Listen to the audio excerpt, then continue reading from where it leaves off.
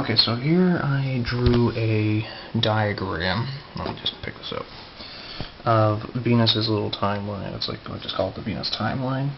And this is like to kind of just demonstrate some of the things that Venus underwent that, you know, from the time that the planet itself existed, 4-point-something billion years ago, that Venus could very well have had fossils on it, or life for that matter. Now, in case, you know, the definition of a fossil is the remains of something from, like, the far past. So, like, for example, dinosaurs existed, like, 1.64 million years ago, was literally wiped out by some sort of comet or meteor impact. But the point is, though, the remains survived because they were buried in the Earth's soil, and over time that life became something. So there was obviously remains to prove many years later, you know, in the future, that an archaeologist or a paleontologist, mostly not an archaeologist, but a paleontologist, could prove that these bones, in fact, prove that life did in fact exist over a long period of time.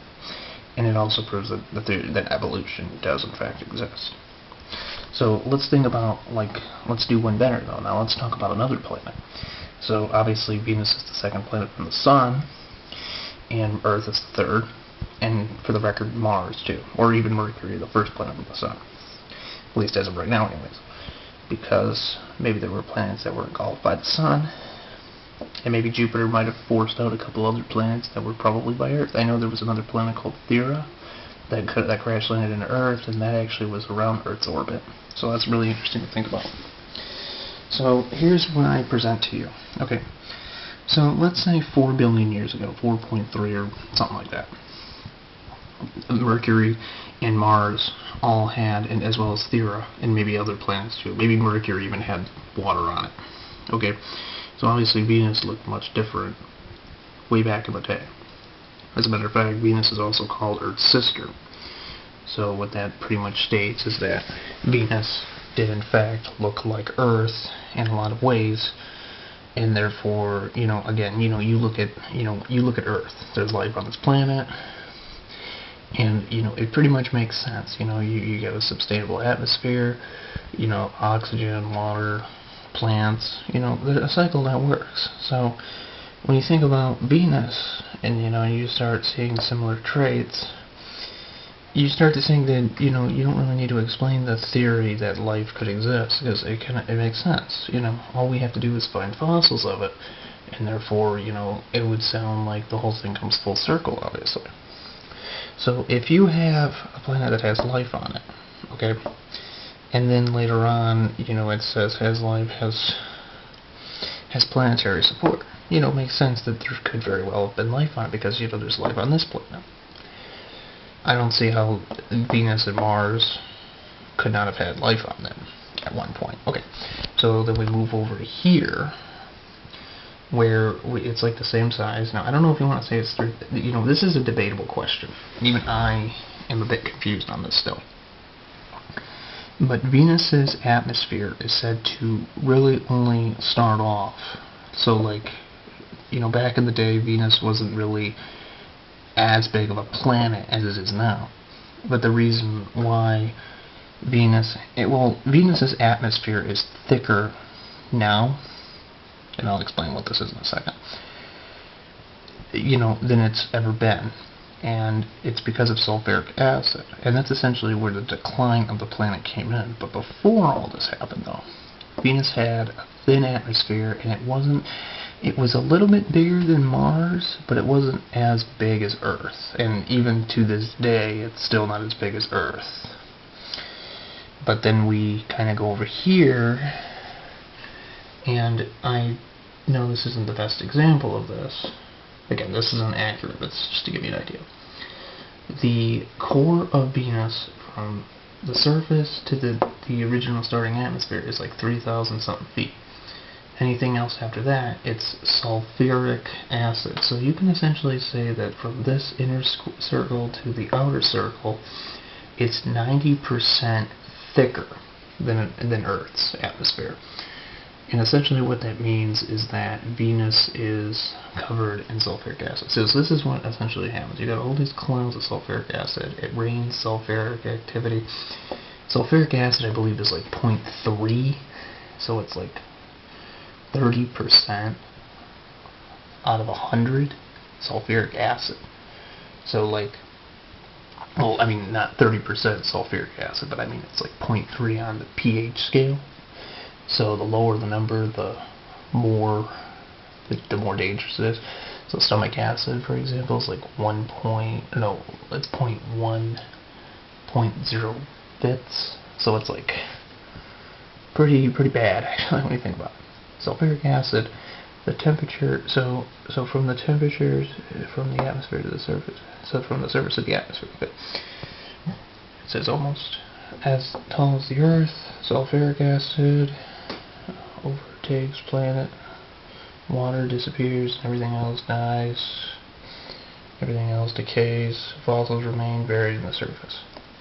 So assuming that this is in fact true, over time, even though Venus had like 800, you can say that, like the rock cycle, for example, on Earth, if you study Earth, there have been, like for example, you could have like a rock that goes right here, and then it goes over here, falls in like, between this time, it's called a magnification process, where like, it hardens from other temperatures. Like, not even like a couple thousand degrees Fahrenheit, for example, could melt the rocks, So all the rocks that you see outside, or stone and gravel, very well could have been in a volcano at one point, or even from the Earth's core, and erosions pushed them up, and they separated.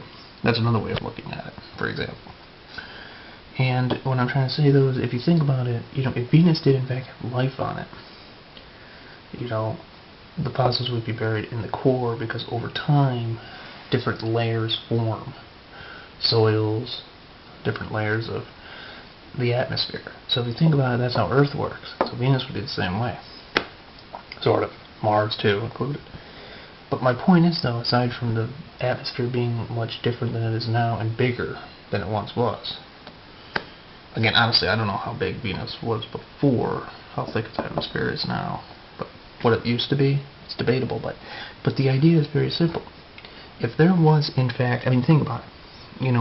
If there was water on this planet in the past, but now we look at it now, and this is where we're at in the present, and it's not because the sun evaporated all the water, but because Venus it's 864 degrees Fahrenheit.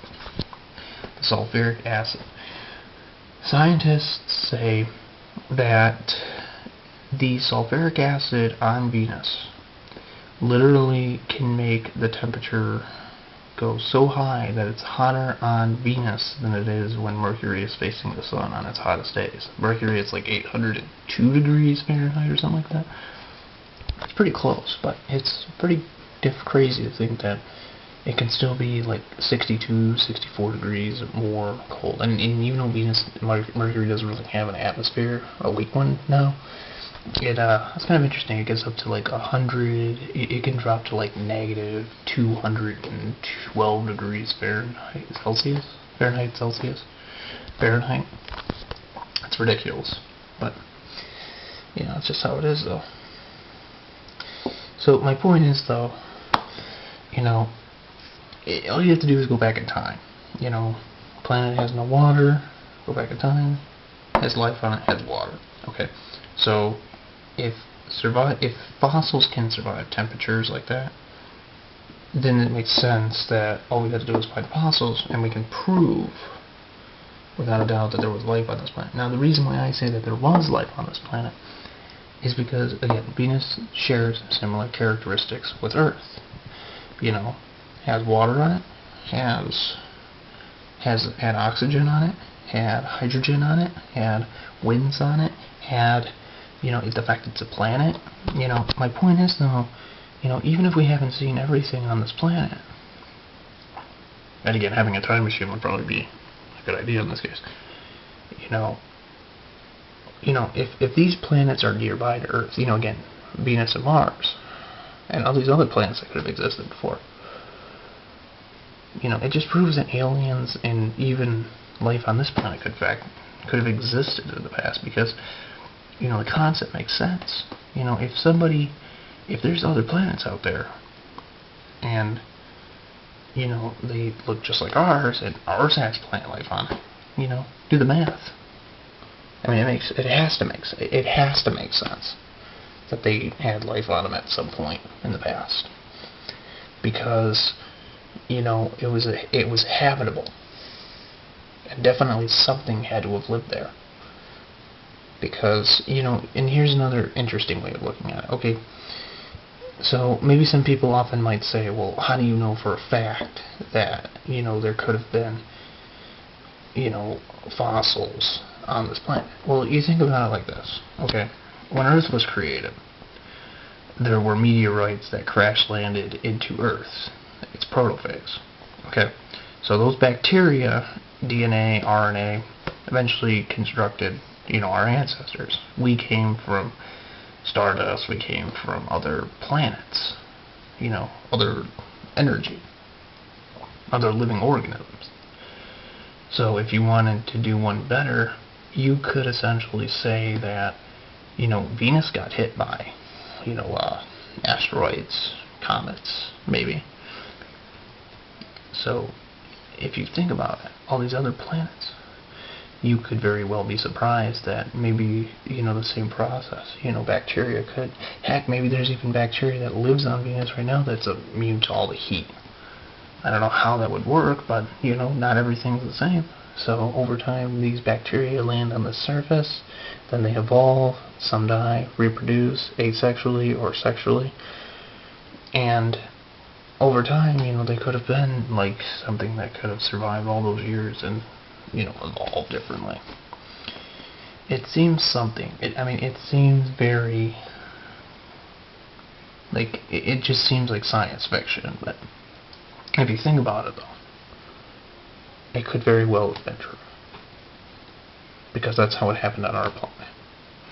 Except without the sulfuric acid and the other problems. But, but Venus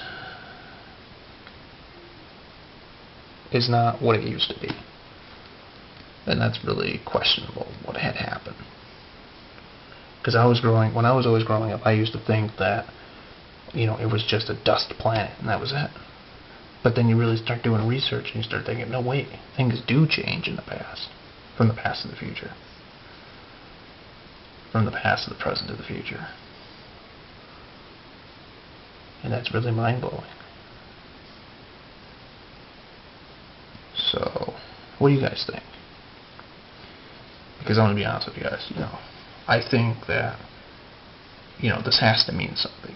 Sure, yeah, it's probably out of our league at the moment, because again, we'd have to go to Venus, we'd have to do some digging around, and then we'd have to find the fossils, and then we'd have to find a way to bring them back. But if we could do that, the achievement that would ride out would really well prove that all this could explain our origins, the past, and how these planets became what they were. That's essentially what I think could have happened.